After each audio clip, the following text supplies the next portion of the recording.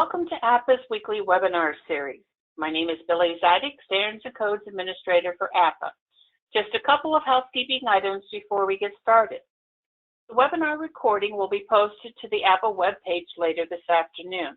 You'll receive a follow-up email in the next couple of days with a link to the webpage where all webinar recordings are housed, as well as a link to our upcoming webinars. We have webinars planned out through December 2020 and are open for registration. All attendees are in listen-only mode. Please type your questions in the chat box and they will be answered in the order they are received. If we run out of time and we still have questions, responses will be sent directly to the person asking the question by one of our presenters. Professional continuing education and AIA CLU credits are being offered. For AIA certificates, please send an email to Billy, B-I-L-L-I-E, @apa.org with your membership number if you have not done so in the past. At this time, it's my pleasure to turn this over to Jason Evans to introduce our panel for today. Jason, take it away. Thanks, Billy, and hello to everybody. Thanks for joining us on this lovely Thursday afternoon. My name is Jason Evans. To give a little bit of background as to who we are and put some faces to the voices you'll be hearing, give a little introduction. I am an architect and an associate principal at Ashley McGraw Architects. I spent the last dozen or so years working, especially with public and private campuses across New York State, helping transform their underutilized buildings into what I would call beacons of modern learning and performance. I do especially a lot of work with deep energy retrofits in buildings that are all different ages, all different uses, and get really excited to find the balance between the energy upgrades, the user experiences within those buildings, and beautiful design. With us also is Suzanne Ingarano. She's a senior interior designer and principal at Ashley McGraw Architects. She's also founder of Basin Studio and recently won a 2019 ASID Ones to Watch Award. Her extensive experience includes a focus in higher education projects with holistic sustainable design work, through which she practices continuous design learning, exploration, and analysis with both quantitative and qualitative methods. And also is Jamie Wilson, who's a senior energy engineer and associate with Pathfinder Engineers and Architects. She's responsible for providing energy modeling, comprehensive energy audits, energy calculations, and developing and implementing energy conservation measures on everything from deep energy retrofits to new construction projects. She has a Doctor of Philosophy and a Master of Science in Biomedical Engineering from the University of Rochester.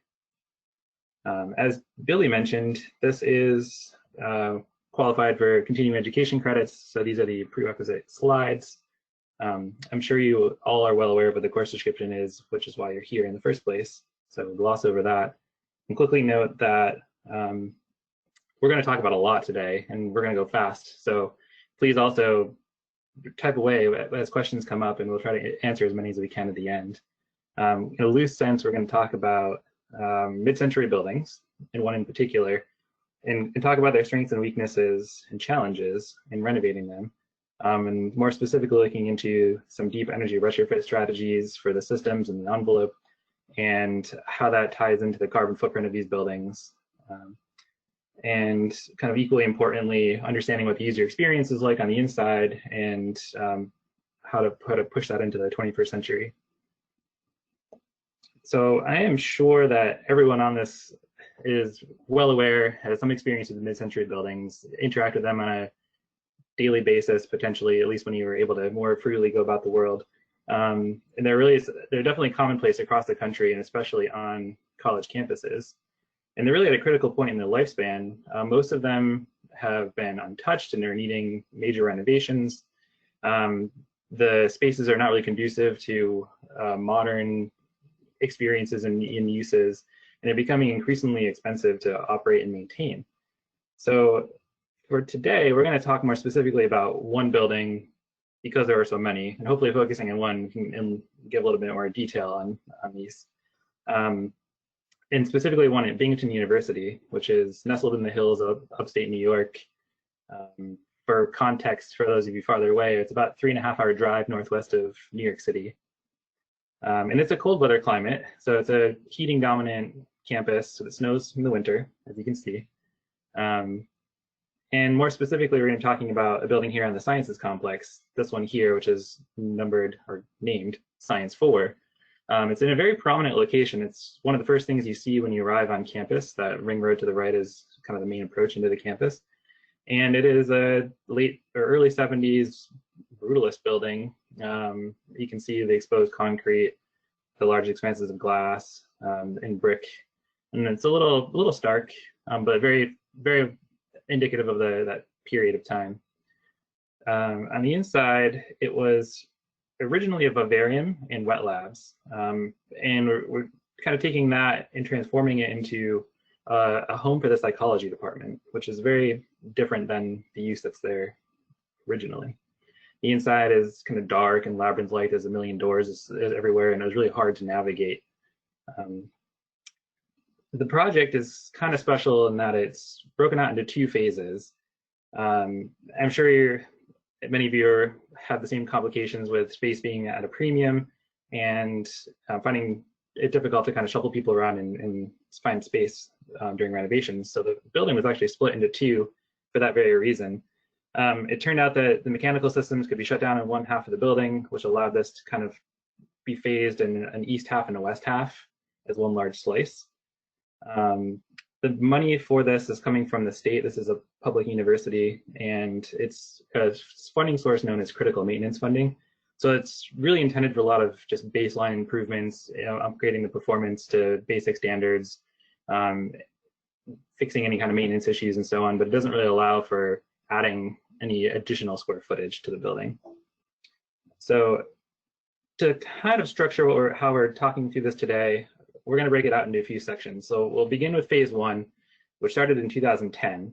And the approach was really kind of through best practices. We've got kind of shared experiences and we're able to apply them to the building and to meet the needs. And then from that point, because the uniqueness of this being a 2-phase project, we actually had a little break in the middle and were able to really take a pause, reflect on the lessons that we learned throughout that process, and then measure the outcomes of that design, which is a big part of what we're going to talk about today, what that looks like and how that influenced the next phase of the project in a more ideal and optimized way as we approached it. So this was 10 years in the making. We're going to jump into the phase 1. Our team was diving into the process of understanding the building, how it operates, and how it should be used in the future through a process that Suzanne was leading. Thank you, Jason.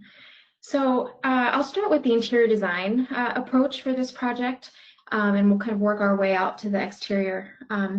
And so for this project, phase 1, we took a pretty traditional approach, best practices approach, and I would say that we began our pre-design and sort of concept phase with 3 key aspects: observational information, vision, and programming. For observational information, this is kind of looking at the existing conditions, taking photos, understanding how people currently use that space. And there were some things that we definitely knew about the building. So for instance, there's a large floor plate, very deep, difficult to kind of drive daylight all the way through the building. Also, as Jason mentioned, it's a little bit of a labyrinth, so circulation was challenging. However, we also have some strong bones in buildings like this. So large concrete columns, strong connections between the exterior materiality and the interior materiality. This is the ground floor in this photo here. It has a tall floor-to-floor height. The other floor is not so much, pretty low height there, but still bringing a lot of natural light into the building where it was shown. However, in these corridors, again, it's long labyrinth, door after door, and it really just doesn't spark a lot of the sort of modern academic and research environments that students are craving. So it needed some work, and these are the spaces that the students were kind of working in, and they're not really ideal for the research and innovation that the psychology department would be doing. We also, part of our investigations was to embark on a visioning process with some of the stakeholders. We made some assumptions based on what the students might want to experience. We also based this heavily on our personal experience and the stakeholder group that we worked with in the building. So we developed 3 core vision statements that would drive this process, this project through to design. So the first is to transform the building to be welcoming, energy efficient, a sophisticated icon that showcases the psychology department and redefines the entrance to campus. The second is to introduce lightness and transparency and complement and contrast with the existing building to engage the students and the campus. And then also to create an environment that fosters innovation in the field of cognitive and behavioral research through improved spatial relationships and flexible design. So those were really strong aspects that we would carry through to design. And then the next part that we looked at, as I'm sure you all do, is program. This program for the psychology department was a bit unique in that there were some standard spaces like classrooms and offices that we could base the square footage requirements from the SUCF standards. But then there were also some unique spaces that there wasn't really a baseline for. And we worked with the stakeholders to develop what they needed and look at what the full wish list was, I would say. And so we gathered that up together and looked at all of the square footage requirements and the quantity of spaces. And we had the box of our floor plates, so represented by this rectangle here. And then we loaded all the program in. And as I'm sure you all have experienced, the wish list was much bigger than the space that we had available. And so then we embarked upon a process of sort of looking at overlaps. How can we reconcile the space with the needs, and then taking a finer look at how we might overlap some of the shared program needs. So for instance, in a lab module, as you see here, what we were able to do was overlap the reception and shared meeting space between faculty researchers and then have their own personal research space alongside of that. And that was one way that we were able to make the space efficient. We also did have to kind of make some choices with the stakeholder group on some collaboration spaces and other amenities that would have to be saved off for phase 2. And so with those key aspects in hand, we embarked on the design, primarily looking at wayfinding. We did this by color selection from floor to floor. There's different colors, materiality to identify the entrances into the different labs, and making sure that those things were highlighted, collaboration spaces where we could, distributed throughout the building and also along the window walls so that natural light would kind of enhance and encourage that vibrancy throughout the space, and dress that up as a modern academic and research environment for the students and for the faculty to create a more vibrant learning environment. We were also able to kind of include some of the historic elements of the building, the masonry and the concrete work showing through in some areas. And that was a way that we were able to transform this building in phase 1 for the interior design. There's also quite a bit of undertaking for the energy and envelope improvements. Jamie? Sure, thanks, Suzanne. So I'm Jamie Wilson. I was helping with the energy analysis of this project. And what is interesting about this project is phase 1, which we're talking about right now, there really weren't any energy goals. So I wasn't involved in this portion of the project, but I can still tell you some of the energy design impacts that were part of the phase 1 of this project. So in the beginning, it was really just critical maintenance. That's what the campus was trying to accomplish by updating this building, which was a vivarium, and becoming a space for the psychology department. Just in 2010, 2012 timeframe, that's when New York State put out an executive order 88, which was really targeting 20% energy savings relative to 2010. So if we look at what was there in the design approach, the existing building was a constant volume reheat system for these vivariums. It was operating 24/7, so pretty much all hours of the year, 8,760, and often these spaces have mostly 100% outside air. So when we look at best practices for their design approach, they were working with the IECC 2010 energy code at the time, and they were looking at variable air volume reheat systems, pretty typical systems for that time period for these types of classroom spaces on campuses. And we've gone from a 60% lab space down to a 5% lab space. And now instead of operating 24/7, we're now operating Monday through Friday, 6 a.m. to 8 p.m. for a typical psychology department schedule. So you can see how we've reduced the hours of operation and also don't have the same ventilation requirements. So just the basics of this design and program changes, you can see that there's an overall reduction in energy just from the program changes itself. But in addition to that, again, still working with critical maintenance, this was an existing 1970s building. So there were still lots of improvements that could be made to the envelope itself. And what's great about how the design team approached this is the roof and windows and exterior walls. You'll hear more about those details from Jason, but they were what you would expect of these 1970s buildings. And when they said they're going to touch it, we know that they're not touched for maybe 40 to 50 years. And so rather than just going with the basic ICC 2010 code, what they did is they stretched it and they went closer to the equivalencies of what is today's code in New York State, which is equivalent to 90.1-2016.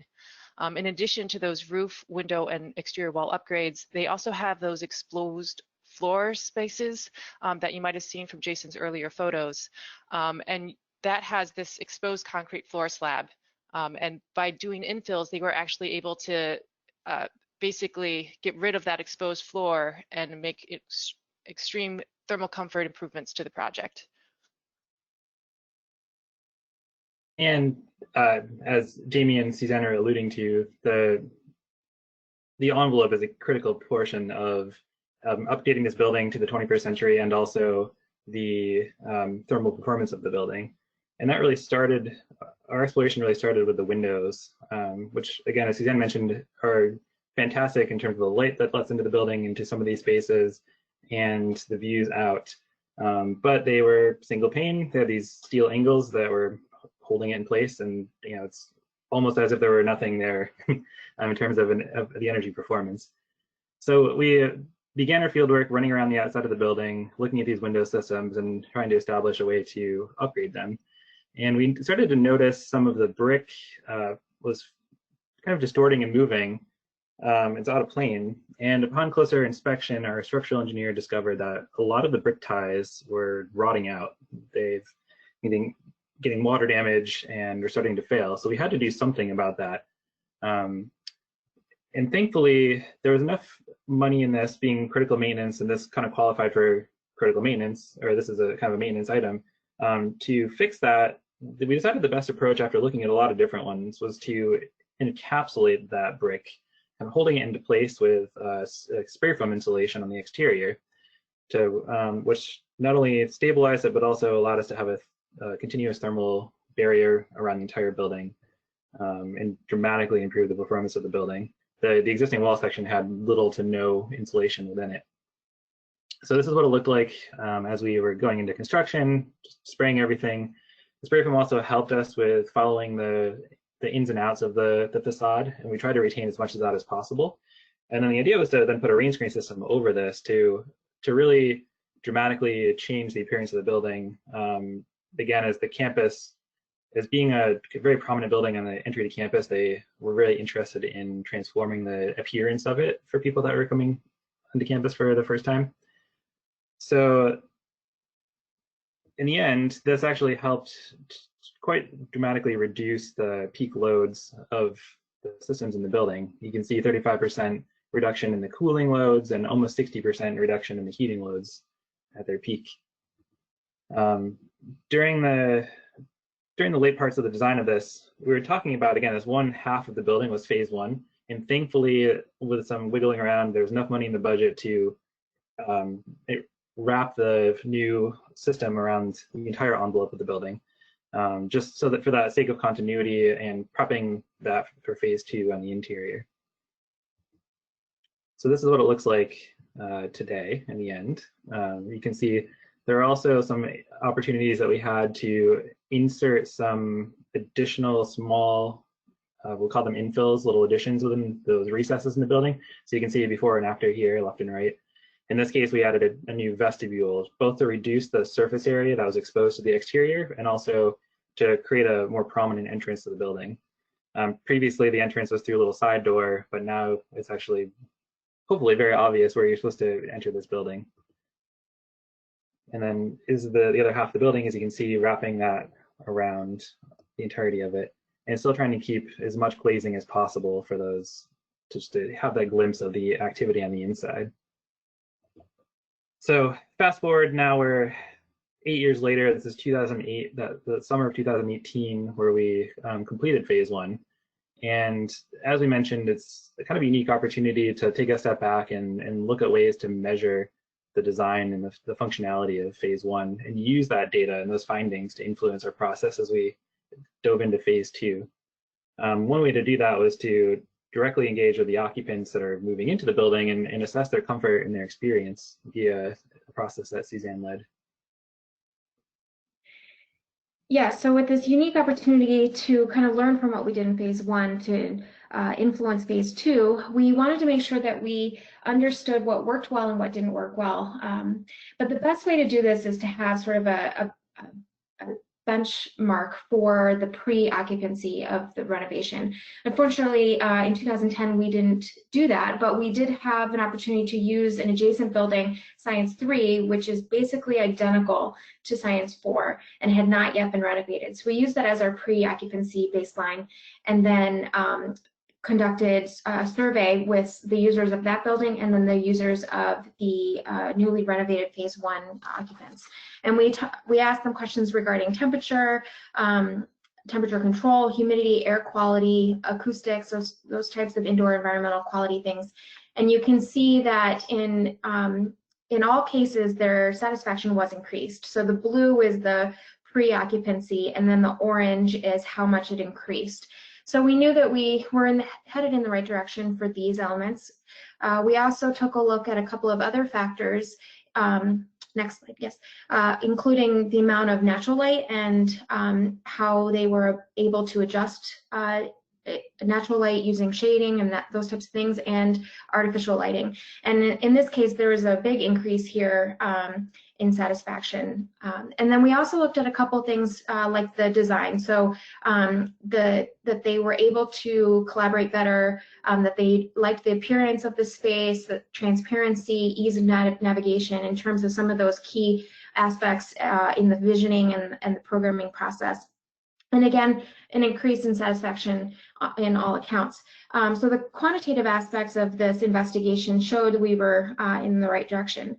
But we also wanted to make sure we understood all of those satisfaction increases and what that really meant, and then why it wasn't maybe 100% increase.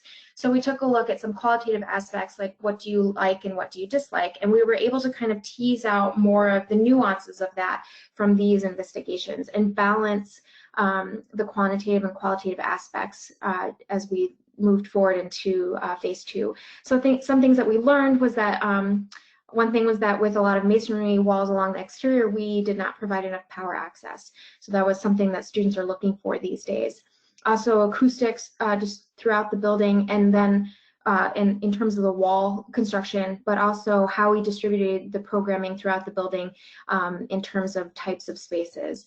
Thermal comfort came up a lot. Transparency between the spaces, we thought that we had established kind of a good gradient for that from public to private spaces. But there were some spaces where maybe we needed to align a little bit better or have a conversation with the users to understand their expectations. And things like that. A big one was access to collaboration spaces, and that again was one where we knew we were going to hold off until phase 2 to put those back into the programming. But it also helped us know that that was definitely something students and faculty were looking for. So we were able to learn a lot from that pre and post occupancy investigation for the interior design aspects. And then there were some other investigations. Jamie? Yes, so as we were speaking of the evolution of the energy goals, phase 2 is when State University of New York, which Binghamton campus is part of, was trying for deep energy retrofit goals. And they have a directive that was stating that we're trying to reach a target goal of 50% energy savings relative to existing. So that is what set our benchmark for the energy goals for this project. Now, when we went to Binghamton to try and figure out the existing consumption, we learned as is typical in many large campus settings, is that there was no meter data specific for this building. So then the question became, how do we approach this project when there's no meter data? And also, we need to consider some of these changes that were happening, like the program changes, the schedule changes, outside air changes, even the floor area modifications, and the idea of whether we consider central plants or not. And so in this case, because we were working with this target goal of 50% energy savings relative to existing, as well as 25% carbon emission reductions relative to existing, we did want to try and benchmark what the existing consumption is. So we took existing drawings, did an eQuest model, and we tried to evaluate what the overall energy consumption was for the existing vivarium. And what we also did is, knowing that we're pulling from the central plants because they were asking for building specific information, these are site EUIs. So this is the energy at the building, and then we're getting our source from the central plants. Now, if we take that 50% target, that means we're trying to reach an 85.5 site EUI just by taking 50% of that existing consumption. So what we did is I took the phase 1 design that was previously done, and we saw that they reached a 61 EUI target for their project at that time.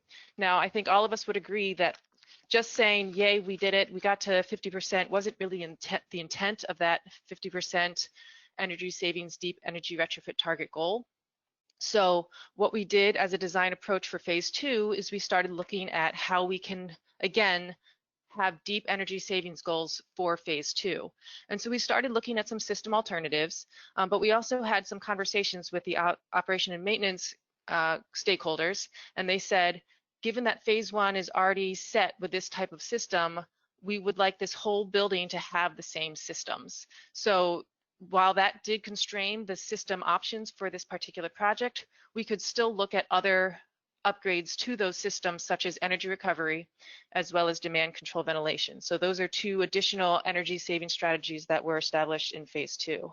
In addition, when we looked at the lighting upgrades, as we see the technology continuing to improve, LED lighting was specified for all the lights. We could also take advantage of a lot of daylighting controls, as you saw from all those windows and all the daylight that was available, and also more lighting controls, as you saw from the quantitative results from Suzanne's studies. You could see that they wanted more ability to be able to control those lighting levels. So those were also taken into account. So that was at the phase 2 wing. And so what we wanted to do was say, what would happen if we went back to phase 1 to try and incorporate some of these updates that we're doing in phase 2 as well. So we looked at additional lighting controls, and that was included in the project. We also looked at adding energy recovery to the existing unit in phase 1. And while we could show some energy savings, it was expensive to retrofit these air handling units. So that was actually taken out of the project due to cost. Another conversation that came up was considering a low temperature hot water loop. The central plant group was looking into updating the central plant and being able to do a low temp hot water supply temperature, because that is an ongoing effort of what Binghamton is trying to do on their campus. But again, speaking with operation and maintenance, looking at the existing units and then what it would mean to update both the phase 1 and phase 2 systems, it was decided that at this time they'll continue to use the high temperature hot water loop and temperature settings that were already part of the phase 1 project. So we were able to do some additional energy upgrades relative to phase 1, as you can see with the overall energy results. And then if you want to put numbers to it, you can see that we did meet the 50% target goal with a 64% site EUI and the 55% carbon emissions, which is better than the 25%. And again, I think many of you are saying, well, of course you met that 50% goal. You went from a vivarium to a classroom office setting. But we can also think about it this way. This was a vivarium that was a very high energy user on campus. And what they were able to do is move the vivarium setting, bring it up to modern standards for the health administration.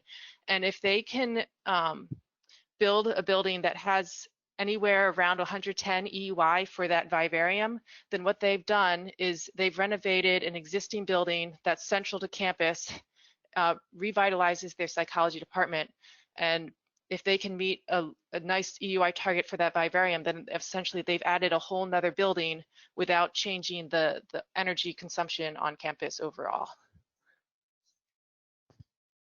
So as both Suzanne and Jamie mentioned, we were administering essentially pre-occupancy evaluations midway through the entire project. So we had to make do with what was available. And the same is true with the envelope.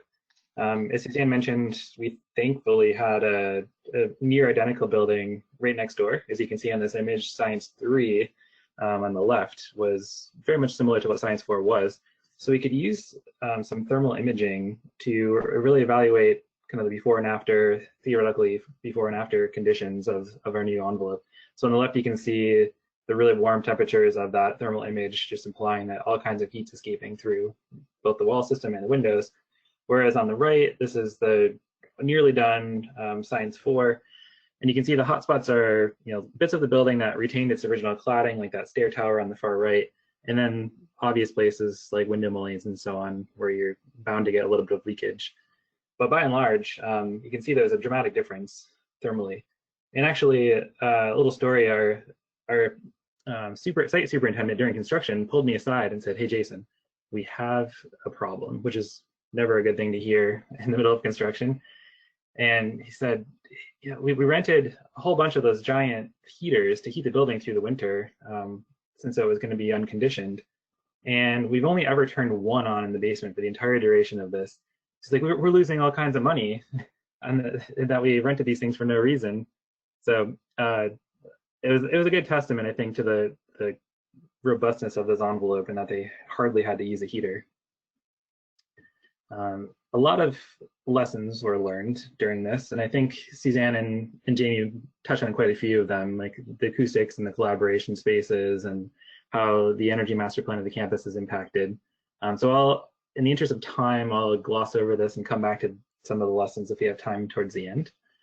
And jump into now kind of this optimized process and how we apply some of these learnings to phase 2 as we made a fundamental shift in the process.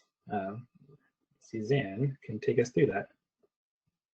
Yeah, so with this really great opportunity to use phase 1 to influence phase 2, we wanted to make sure that our process for pre-design and concept would take all of those lessons learned into account and provide a more optimized way forward. So some of the things that we did in terms of the interior design approach were what we had previously done, but we wanted to make sure they were enhanced and a little bit more robust. So again, we did observational information gathering, phase 1 feedback, visioning in a more robust way, and then programming as well. So for observational information, we did similar undertaking of assessing the existing conditions, so similar vintage, or the same vintage, but similar conditions. So conference room, this does not inspire any type of collaboration and those types of activities that students and faculty are craving. Other spaces like the lab spaces just didn't really function, didn't have modern technologies, no views to the exterior or for natural light, and we wanted to make sure we enhanced those aspects. We also really wanted to make sure that we took the survey data into consideration and understand the nuances of those as we discussed previously. Some of the main things that we heard again were that natural light was really important, that all users wanted that. Having a more diverse offering of collaboration spaces that would function in different ways, from smaller open spaces to smaller enclosed and larger enclosed. A sense of warmth that would really encourage students to kind of linger there throughout the day. Research students and faculty, they tend to stay in their buildings, in their environments for a really long time because they're doing that type of work that they need to have sort of focused opportunities, but can we create a space that serves their needs throughout the entire day? We also met with the stakeholders, and we wanted to make sure that this process was a little bit more enhanced in terms of who we spoke with and the types of questions we were asking to be more authentic to their needs. So we did go through a couple of different activities, one of which was this concept of asking, what works well in their current space as well as in the renovated space, what didn't work well, and what is their vision for student experience. I think the phase 1 investigations were a little bit more just sort of project scope based, whereas here we wanted to make sure that the design would respond very specifically to the experience and how the students would interact with their environment. And so we developed a vision that was relatively similar to what we had from the first phase, but you can kind of sense a few differences in terms of what we're trying to cultivate in that environment. So the vision was to optimize and modernize the organization or psychology department in a way that promotes transparency, but also facilitates research and social collaboration to really bring students and faculty into the department and establish that community and have that heart to the department. The other was to make sure that it was functional and flexible to support all of their needs and to grow as a university and their department does and to foster that interdepartmental interaction. And then what we took an opportunity to do here was to directly link, okay, what are the design aspects that we're going to undertake that link back to the student experience, to the programming efforts, to the lessons learned, those types of things. So collaboration and social community was really important, and some other aspects that we could develop a little bit further from phase 1. Programming, again, very important. We wanted to make sure that we understood all of the needs, the adjacencies, those types of things. But we also knew from our surveys that we needed to be advocates for maintaining the collaboration spaces and the diversity of those types of spaces throughout the building. So a big part of the programming was ensuring that all of the functional and classroom type spaces would still allow for those collaboration spaces. And so we were able to develop that in a way where there was a seamless transition between phase 1 and phase 2 in terms of materiality and appearance, but that we could kind of incorporate more of the collaboration spaces and those types of needs throughout the building. You can see here in this view that the majority of that one side of the building is glass, and trying to make sure that we put those collaboration spaces along that area to enhance the vibrancy of the space. Here are some renderings of what that's going to look like. Again, really capturing the essence of their department and what they are researching, how they interact, transparency out to the exterior of the campus, and having those impromptu touch spaces along the way so that students can kind of collaborate, hear about what each other are working on, and have an enhanced academic and social environment in this space. I would say that one of the things that we learned throughout this is that it's a continuous process of evolution, and that the post-occupancy, while we were able to put that together using Science 3, I think if we were to kind of continue this process, we would want to look at what are the differences and how can we compare them and measure that comparison a little bit more.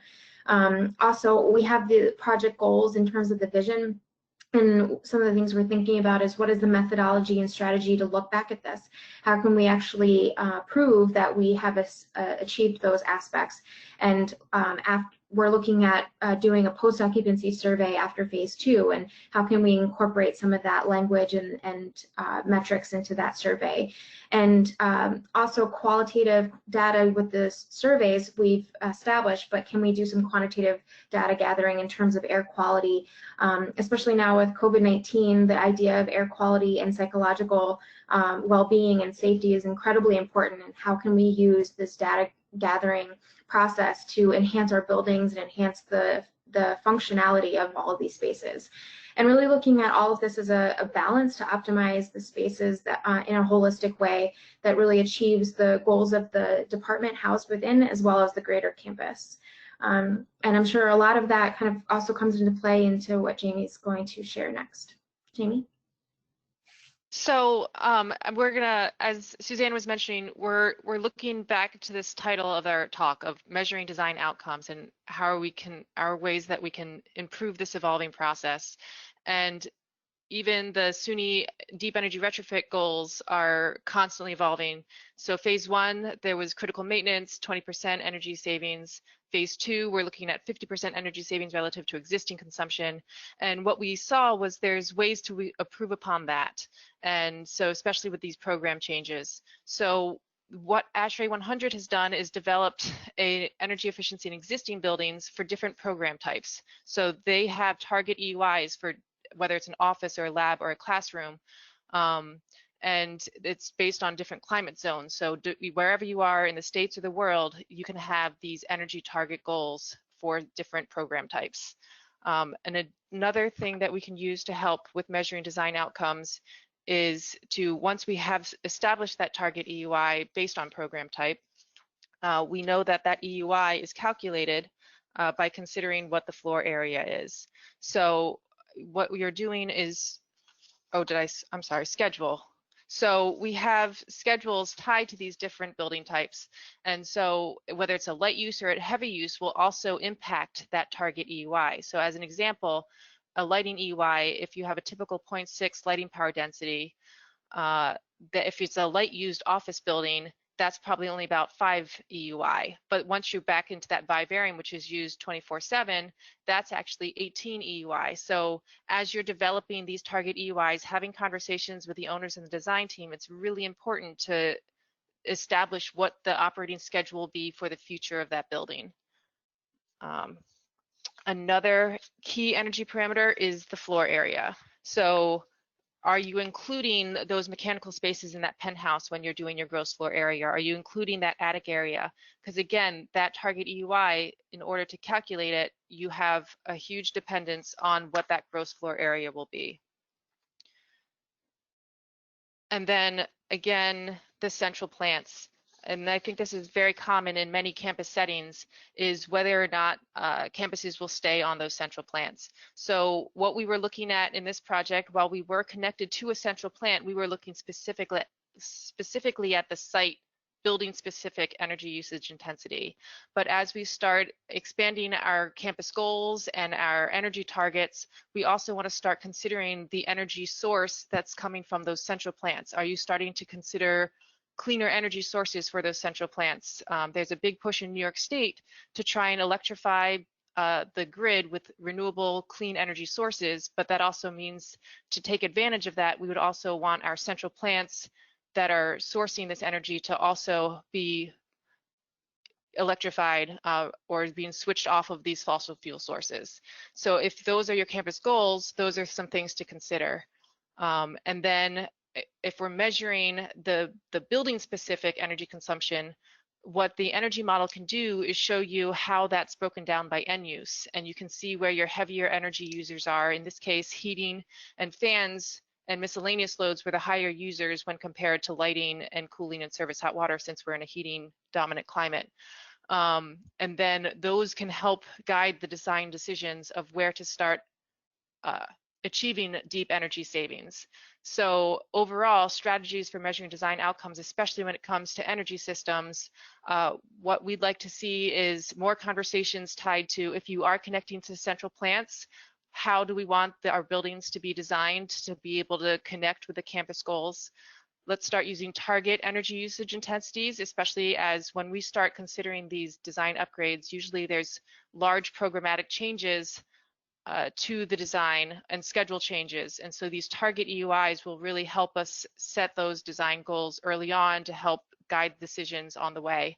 And if you really do want to do a deep dive into how your building is using energy, submetering is starting to become a big factor in being able to understand where your energy is being used.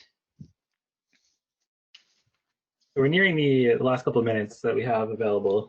So I'll mention one more lesson learned that's related to both what Jamie and Suzanne were talking about. Through the user engagement process, we learned that there was a secondary back door essentially to this building that was used far more heavily than we had realized originally. And so as a way to both save energy, because a lot was being lost by this door being constantly open, and to make that entrance a little bit more prominent, we also looked at, it kind of led us to adding a new vestibule entry for that as well. So again, so it becomes more identifiable as a a more main entrance, and also dramatically improved kind of the airflow and the thermal performance within that ground floor of the building. So this process, as we kind of walked you through Science 4, was pretty linear. Began with the best practices, which is really kind of a reactionary approach to the things that were laid out before us. And then via this user input and data collection, it evolved into really improving and optimizing the elements of the design as they related to the energy and the user experience as we shared. But the reality is that, probably as you know, most projects don't really have the luxury of 2 phases where you can take a moment and reassess. So the takeaway here is that I want you to think of it as a continually evolving process. It's really beneficial to establish that holistic baseline for the project in the beginning and early on, so you can measure it, the progress as you go along, and then you measure your successes against that towards the end. And my opinion is to continue to be open to that learning from the lessons that that are sure to come about throughout the process, especially as you kind of go through various iterations, because there are hundreds of these buildings across campuses nationwide. So we hope that these few lessons that we threw out in front of you, or some things that you can take along with you, whether you're renovating one or whatever your case may be, and really apply them to your own processes moving forward. So that's the end of our presentation, and I think we have hopefully at least 10 minutes for questions. And if I should also mention, if anybody has questions that come up later or weren't able to fit in now, please feel free to email any or all of us, which our emails are on the screen. Grace, Jason, I want to tell you, we have lots of questions, and I would just want everybody to know, if we don't get to all of the questions, the panelists today will reach out to the individuals. Our first question is, did the fact that the space was previously a vivarium present any unique challenges?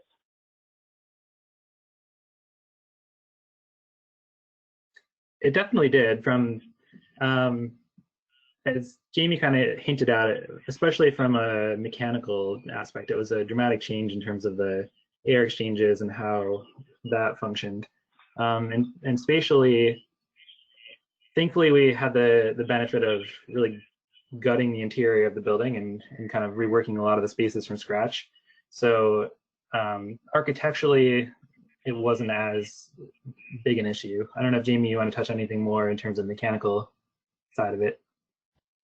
Sure. I mean, again, as the energy person, I can say, if anything, it helped us show the energy savings. But in terms of mechanical structure, there tended to be already reserved spaces for ductwork. There was a lot of framing that had to be worked around. So I would say architecturally, the hardest part mechanically was trying to fit some of the ductwork that was being redistributed, because we were going from these larger spaces with yes, it had a lot of outside air, but we didn't need to distribute it to as many zones as were created once it was switched to the psychology department with all the extra testing rooms and smaller spaces to be utilized for the new use. Okay, thank you. Our next question is, did you add CO2 monitoring to reduce outside air? Second part of the question is, did you use dual sound motion unoccupancy sensors looped into the light and the VAVs? And third, did you make a new fume hood to stage hoods to reduce airflows? So CO2 sensors, yes.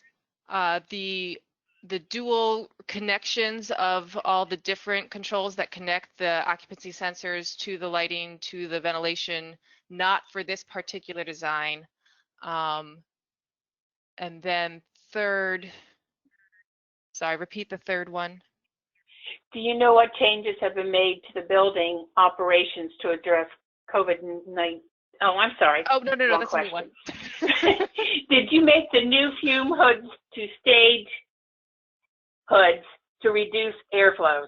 So for those small 5%, there was only a 5% lab space, and yes, those fume hoods were controlled and staged for that 5% of the area that was laboratory driven. Okay, thank you. Next question. Was there a payback analysis done on the energy savings versus the expenditures on conservation measures? So for phase one, no. The energy analysis was not part of that scope. I would probably defer to Jason to see how those envelope improvements might have had a payback analysis tied to them. For the second phase, yes, there were some payback analyses, and what we learned is the energy recovery retrofit was not a good payback option, even though it would have provided a good energy savings measure. I'll add on a related note that the way that the campus is set up, there's no sub-metering in a lot of these buildings. And so we tried to find a way to really measure electricity and gas usage consumption from pre and post.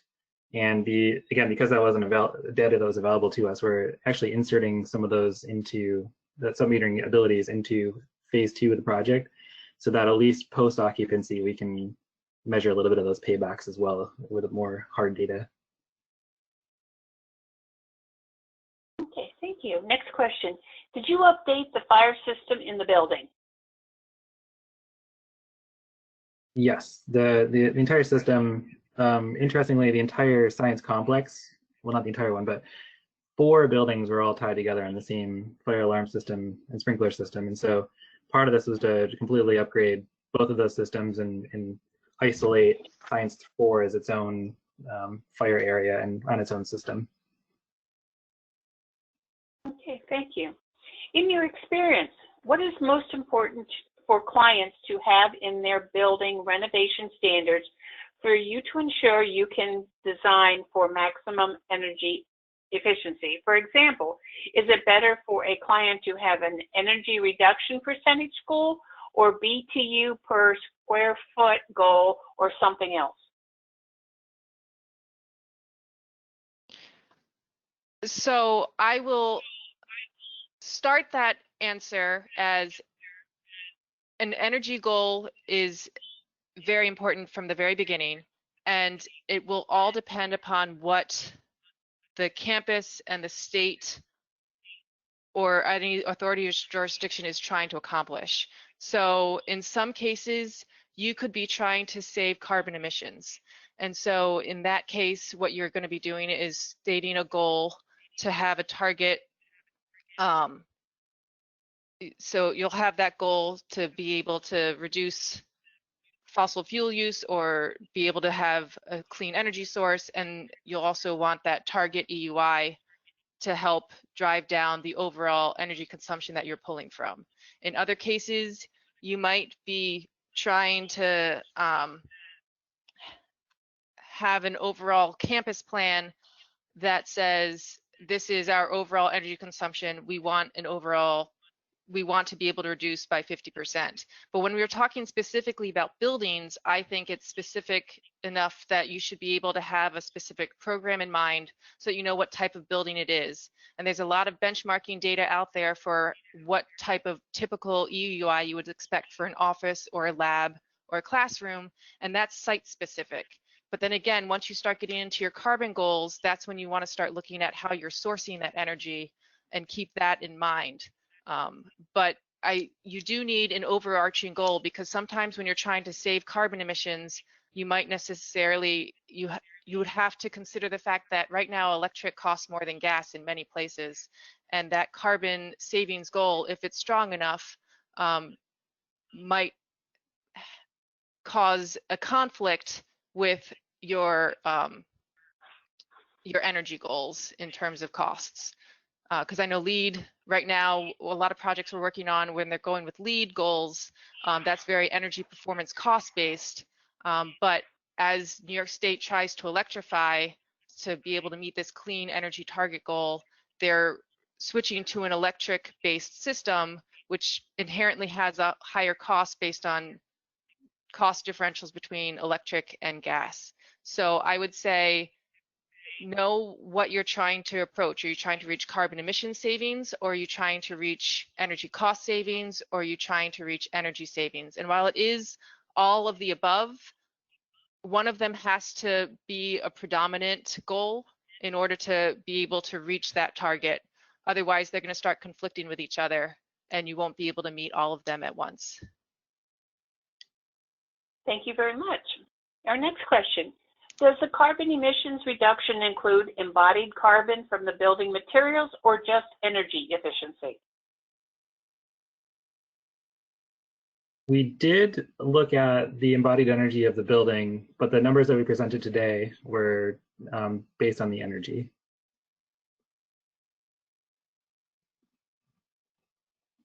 Okay. Impressive EUI. What is the current EUI? What region of the country is this in compared, and what EUI would you expect for similar retrofit in the Northeast? So the EUI is right now, sorry, there's multiple phases. So phase 1 was at 61 EUI. We're in climate zone 6A. Phase 1 is at 61 EUI. Phase 2 is around 47.7 EUI. So we're halfway between that in order to look at the whole building. If you look at ASHRAE 100, energy efficiency in existing buildings, climate zone 6A for classrooms, they're targeting about a 66 EUI. I would say that would be a good average value. But if you really do want to start looking at deep energy retrofits and really push for deeper energy savings, I would put a reduction goal to that. I know that the state of New York State University Construction Fund is looking into some of these target goals for the Northeast. New Buildings Institute has a whole bunch of EUIs that they've already listed for target goals. But for existing buildings, the newer targets are closer to around a 38 to 44 site EUI for climate zone 6A classroom and office buildings. Okay, thank you very much. Could you tell us what type of energy recovery strategies were adopted? It was an enthalpy wheel for a main VAV air handling unit in the penthouse that was distributed to all the floors down below within each wing. So phase 1 did not have any energy recovery, and that covered one wing. Phase 2 had a VAV unit in the penthouse, and that was distributed to that particular wing with an enthalpy wheel. Thank you. Our next question is, was there an envelope moisture transfer study completed for spray foaming the exterior of the building? Most definitely. We did a woofing analysis to make sure that we optimized the thickness of that insulation to get the most bang for the buck, and also to ensure that we weren't putting a dew point in the middle of our masonry or somewhere else that we didn't want it. So that was very carefully considered. Okay, thank you. Our next question, before the building was unmetered, did they install metering as part of the project? So I guess that's kind of references back to what I mentioned before, in that we were not metered originally, but we're trying to introduce it now into phase 2, so at least we have some post-occupancy data that we can pull.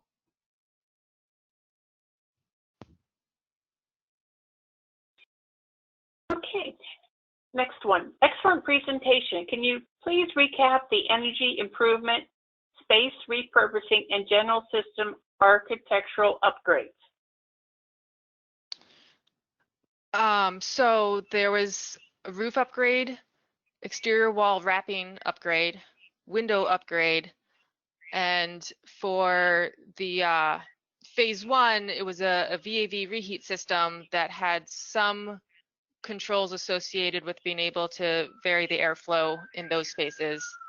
In terms of phase 2, in addition to that VAV reheat system, it also included demand control ventilation and high efficiency LED lighting with lighting controls and day lighting, and energy recovery in the VAV reheat system. So phase 1, the mechanical system was a pretty typical VAV reheat system that would be equivalent to ASHRAE 94-1-2007 code. So it would have had some temperature supply reset temperatures as well. In phase 2, what you see is that addition of energy recovery as well as some demand control ventilation for those variable occupancy spaces. Okay, thank you. We have time for one more quick question. Well, quick or not, do you feel the exterior materials used will have a long, useful life? The idea is yes. We looked at a lot of different materials and a lot of different systems, both in terms of the insulation and then the actual cladding system that we use. So in this case, I didn't really touch on it, but what that vetting process, but a lot of it was kind of understanding what the embodied carbon was in the existing materials, how much we leave and remove, and then the longevity of the life for the similar reason of the new cladding material. And the metal panels have a somewhat higher embodied energy, but the trade-off is that they should last a whole lot longer on the facade of the building. And I think Suzanne mentioned at one point the upgrades, or maybe Jamie, the upgrades to the campus buildings have to last more than just decades. So thinking about the long-term life of the building, we settled on this metal panel system, and it's both the warranty and then the expected lifespan of this is pretty long for that very reason. And so the finish that we used ideally should also reduce some of the weathering and the solar deterioration of the building and so on. So long answer to the question of yes, fingers crossed that should last a long time. Okay, well that's all the time we have for today. I want to thank all of our attendees for taking time out of their schedules to attend today. I want to thank our panelists for taking time out of their extremely busy schedules to do this presentation for us. And all the questions that we did not get to, I will be sending the list to our panelists, and they will reach out to you to answer your question individually. The recording will be on our website later this afternoon, and you will also receive a link to it in an email that you will receive tomorrow. So I want to thank you again. I want everyone to be safe, stay healthy, and until next time, goodbye now.